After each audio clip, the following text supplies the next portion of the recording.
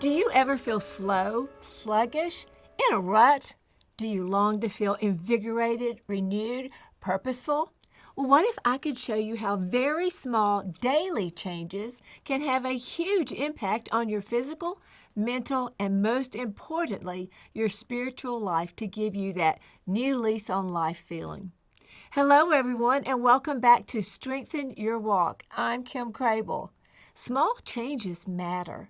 Statistics show that a small shift from sitting to standing can result in significant health benefits. Leaving your isolating environment and getting out among people reduces the epidemic of loneliness, and spiritual boredom and sleepiness can be awakened with small daily choices. We're familiar with health boot camps, right? Well, today, how about we begin a 10-day spiritual boot camp, a detox adventure of sorts. Now, I know our first reaction to the word detox is to think of what we can't enjoy, but instead of thinking of what we can't have, I propose that we focus on what we can gain: freedom. Freedom from all that has been slowing us down, and freedom to discover all God has planned for us. As with most of my studies, Spiritual Detox is a curriculum born from personal experience. You see, my husband Lee had a terrible accident, and I suddenly found myself not only his life partner, but also his nurse, 24/7. I began like a trooper, but after a few weeks, I began to slip and become a bit snippy. Even worse, I found myself justifying my bad behavior. Well, I am doing everything here. It's stressful, so it's okay. Then when I would apologize to Lee, he would make excuses for me. Well, you are waiting on me hand and foot 24/7, doing most everything around here.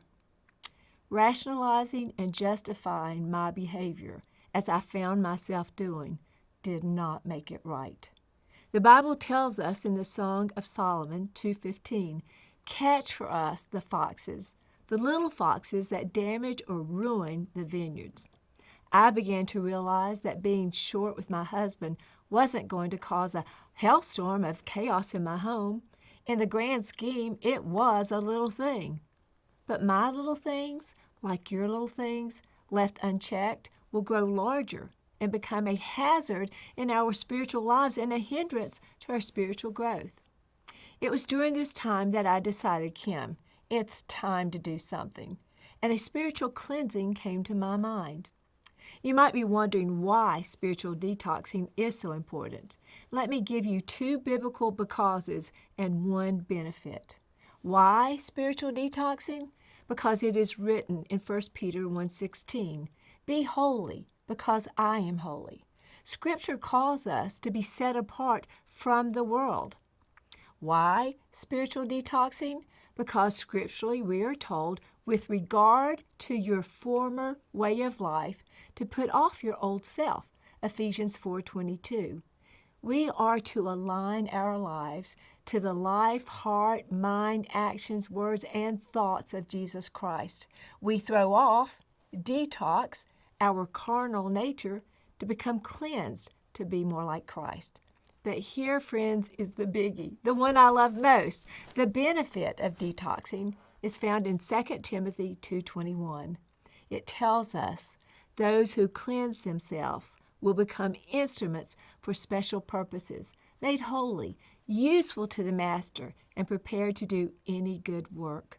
Wow, cleansing the vessel, that's you and I, makes us not loved more. He couldn't love us more than he already does, but more useful in our Father's hands.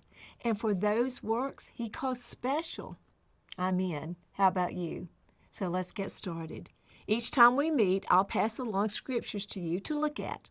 With the scriptures, I'll give you biblical principles or strategies that we'll refer to as the 7R detox plan. They will guide and instruct us.